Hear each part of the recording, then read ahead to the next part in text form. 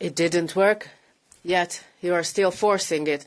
Ursula von der Leyen and Joe Biden promised that sanctions would bring Russia to its knees, but Joe Biden is no longer in office. It would be time to hold Mrs. von der Leyen accountable as well. The biggest problem with energy sanctions is not that they didn't achieve their objectives.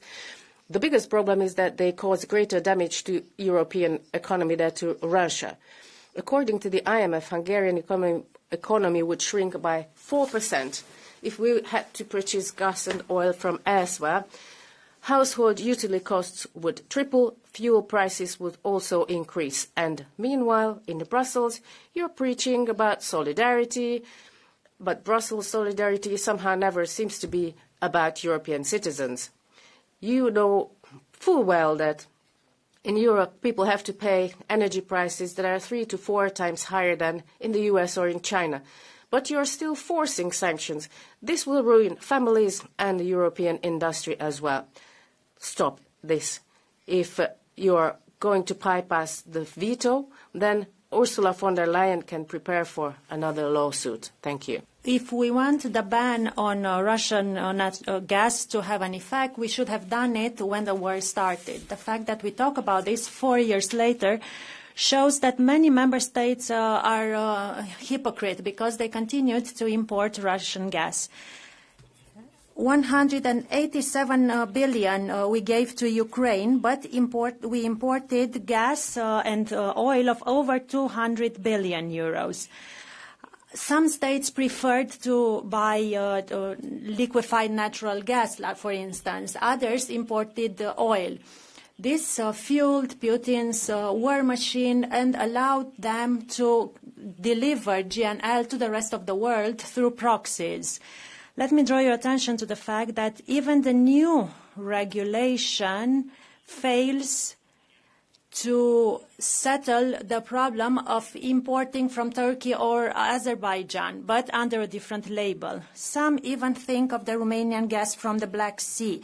However, our position is quite firm. The position of our party will use that gas to heat our own homes. Thank you very much, colleagues. This decision is really bad and really stupid for the European Union, and I believe that we should also listen a little more to what our citizens want and not what the citizens of Ukraine want. Cutting off Russian gas, which is close to us, which goes through a pipe which is much more ecological than the gas that goes in tankers from the US, is something really, really silly. We can't cut off from something that is really close to our territory. We are discussing how this is great for all of us. And I listened to you, Commissioner, when you presented this in the committee. You said that that not even a molecule of Russian gas should enter the territory of the EU. Well, I know this is your policy, and I don't believe it's correct, because the territory of the EU includes Slovakia, which needs gas and uses a lot of gas. By cutting off Russian gas, we are saying that the Russian war in Ukraine is ever going to end and that we are ever going to cooperate with Russia again. I know we have dependencies. Some countries support this because they are obtaining transit payments from us. But it's silly, it's bad, and we are not going to help either the competitiveness of the EU or our own companies because they need cheaper and better gas, which is coming from Russia in this case. So do not cut off Russian gas. Don't shoot our other food. Don't make silly decisions that we'll have to, just like in case of combustion engines, which we'll have to review in 5 years, and I promise you this will happen. Discussing a definitive stop to Russian gas, and on the same day, the Meloni government is voting against using Russian assets to support Ukraine. That's a choice that will make Europeans pay for Russia's criminal aggression. We want to be free of energy dependency. We want to be free to make our own choices about gas. But Matteo Salvini in Italy is saying that Russian assets should be returned to the Kremlin. And I quote, otherwise this would be a violation of international law. How dare he say that so barefacedly? Rosario Della and others deserve our solidarity. I'm talking about people sentenced to 15 years in prison in Russia for calling Putin a criminal. The EU needs to be able to make its own choices. We have to be able to choose about our own future without anyone breathing down our necks. So we should go for this fearlessly. Thank you very much, Mr. Borchia. Grazie, ma è un dibattito. Well, what a pathetic debate. I mean, there are moments of theatre here, but also a lot of memory loss.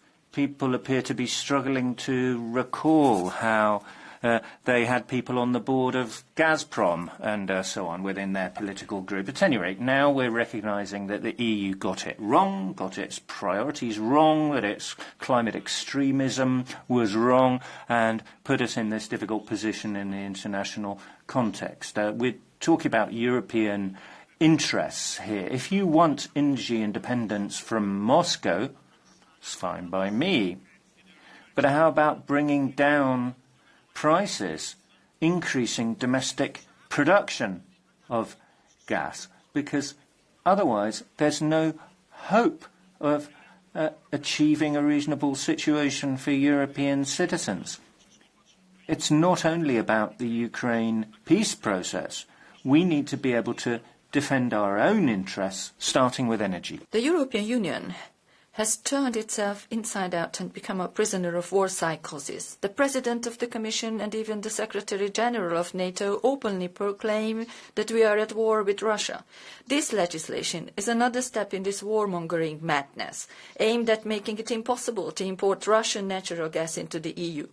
You are killing the secure and affordable energy supply of 2 member states to protect the perceived interest of a third country. I would like to quietly note that Hungary supplies 51% of Ukraine's electricity needs. What's more, you are doing this through legal trickery.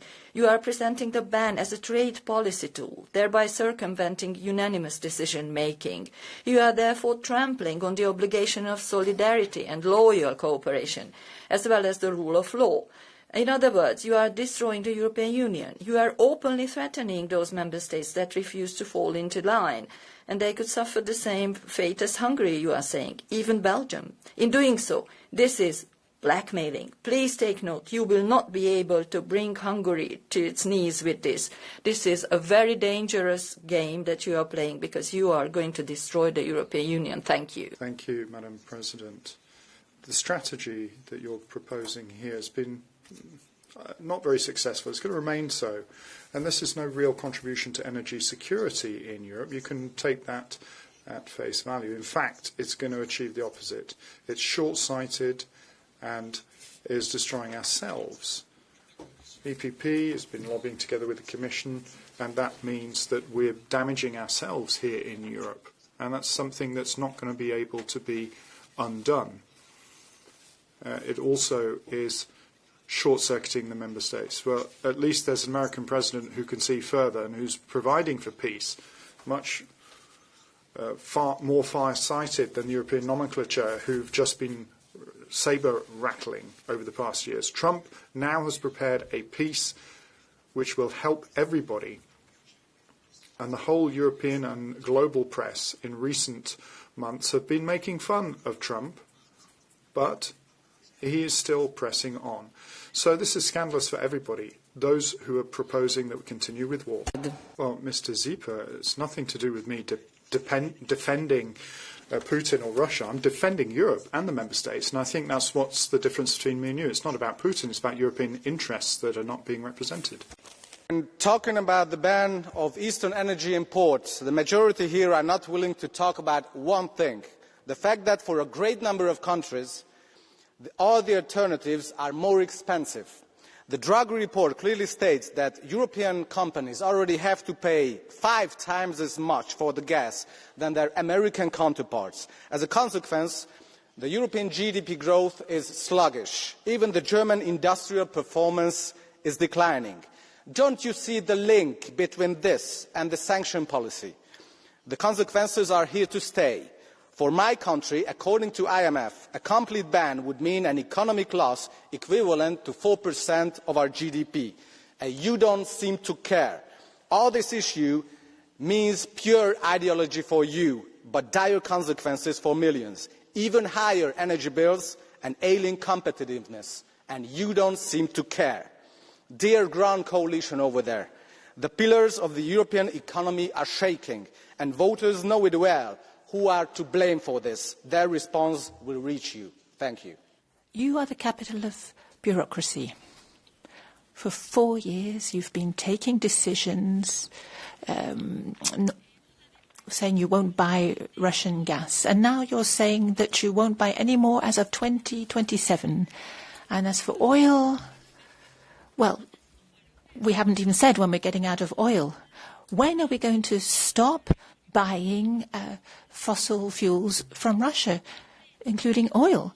You just talk, and don't do anything.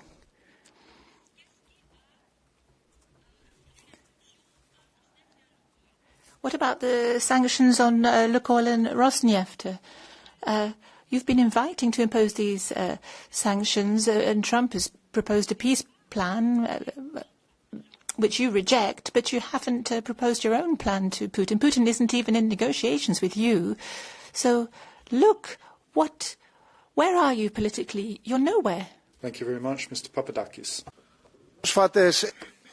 The recent energy agreements between the U.S. and Greece, the vertical corridor, mean that this will cement the presence of American LNG in Greece. The strategy of the EU and our government is to abandon the much cheaper Russian natural gas in this competition with capitalist Russia. The Greek people pay a very high price for American LNG, but also for the liberalized energy market in Greece.